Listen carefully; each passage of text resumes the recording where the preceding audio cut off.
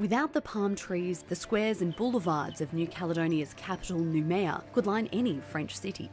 But behind the European veneer,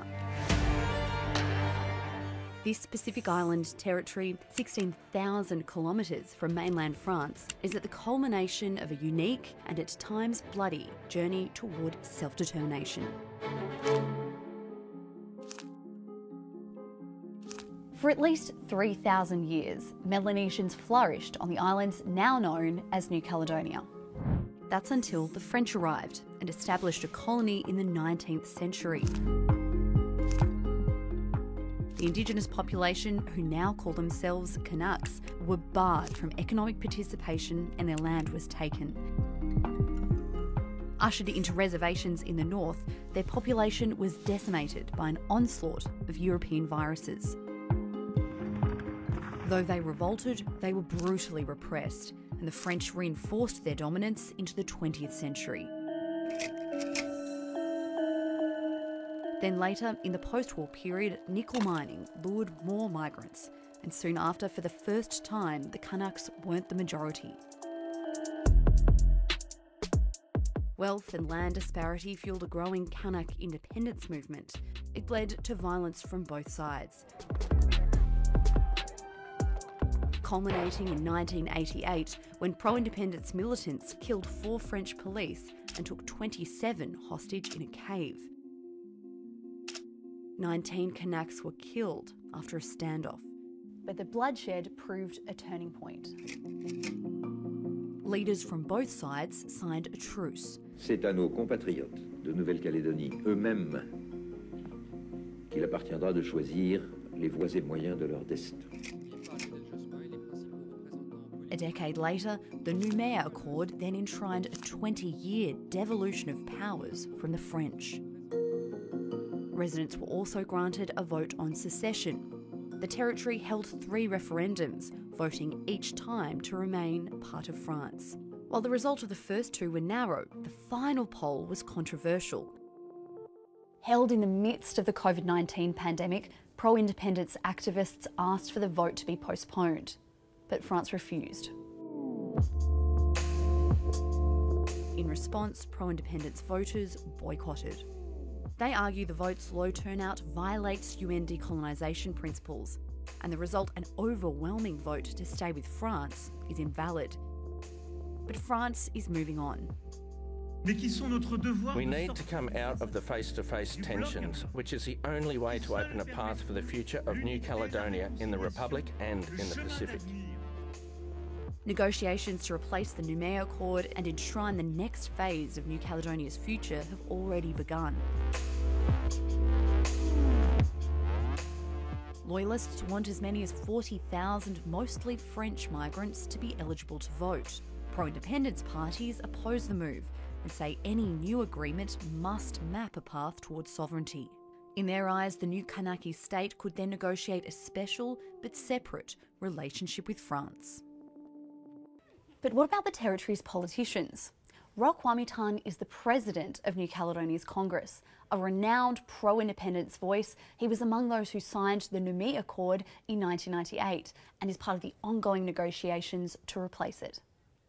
Bonjour Monsieur Wamitan, et merci à vous pour votre temps. So you've been involved in the independence movement for your entire life. As you sit here today, what do you see it's achieved? Le mouvement indépendantiste a fait que tout a changé en Nouvelle-Calédonie depuis 38 ans maintenant. Vous voyez, si vous étiez arrivé ici il y a 40 ans, on était un pays sous-développé. Le fait que nous avons commencé à discuter avec la France de notre droit à l'autodétermination et que nous avons souhaité donc avancer dans ce cadre-là pour pouvoir un jour être indépendants, donc a commencé en même temps un processus, ce qu'on appelle le processus de décolonisation et d'émancipation, avec toutes les mesures de décolonisation qui ont été. How will life in New Caledonia be different for the people who live here if independence is achieved? Ben, les gens, en tout cas, on sera maître de notre destin et de ne pas toujours dépendre de décisions qui sont prises à 20 000 km d'ici. C'est plus possible au XXIe siècle. C'est juste pour vous expliquer. Donc, on signe des accords commerciaux avec, par exemple, le Vanuatu, voilà. En 2018, voilà, le gouvernement a signé un accord, voilà. On a attendu 5 ans. Et ils viennent de nous donner la réponse. Parce qu'après, donc une fois qu'on a signé les accords entre nous, entre un pays indépendant quand même, hein, même si c'est des pays frères, et nous, on a attendu 5 ans la réponse du ministère des Affaires étrangères qui nous a dit, à Paris, lorsque nous étions là, en avril, ah ben non, finalement, c'est pas possible. Alors, comment voulez-vous qu'on s'intègre dans la région si on n'est pas maître de nos décisions? Parce que le problème, c'est que, à partir du moment où on n'est pas indépendant, donc la France considère que nous sommes comme une commune, mais nous sommes ici, on est tellement éloignés, on est différents, on a des goûts différents, et voilà, c'est un peu ça.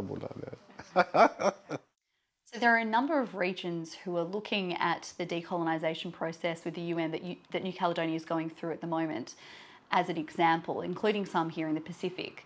What do you think those countries can learn from the process here? Vous vous rendez compte que lorsqu'on a signé l'accord de Nouméa en 1998, les représentants de l'État qui étaient là pour la signature, eh bien, ils nous ont dit que l'ambassadeur russe de ce moment-là, qui était à Paris, a approché le gouvernement français pour demander un exemplaire de cet accord parce qu'il voulait appliquer cet accord avec la Tchétchénie. Donc, vous voyez, ce qui se passe en Nouvelle-Calédonie depuis une quarantaine d'années, c'est comme ça ressemble un peu comme un laboratoire. Voilà, laboratoire, nous voulons bien jouer le rôle de laboratoire, ou même des petites souris dans le laboratoire. Mais il faut quand même qu'arrive à un moment donné, on soit libre, quoi. Voilà. Voilà. Parce que nous allons de toute façon, dans tous les cas de figure, c'est ce que nous disons d'ailleurs, garder des relations avec la France. Puisque, bon, même si la France est là depuis 170 ans, ça fait une partie de notre histoire quand même. Voilà, nous avons une histoire commune. Nous sommes mélangés avec les Français, nous. Voilà, mélangés de sang. Voilà. Il y a eu beaucoup de métissage ici. Donc, cela veut dire que on ne rejette pas la France, mais on souhaite uniquement de revoir nos liens organiques, on va dire, entre la Nouvelle-Calédonie et la France, et ensuite peut-être poursuivre une histoire, mais différemment. Voilà. So obviously France is a much larger country than New Caledonia and therefore can summon a much larger military compared to a country of, say, 250,000 people. Is the country putting its security at risk by seeking independence? Ce qu'on peut retirer en fait de notre expérience historique des deux grands conflits mondiaux, c'est que c'est pas la France qui nous a défendus ici. C'est l'Australie, c'est la Nouvelle-Zélande et c'est les États-Unis. Bon, peut-être qu'ils avaient des accords avec la France, mais la France ne nous a jamais défendus en fait dans les grands conflits mondiaux.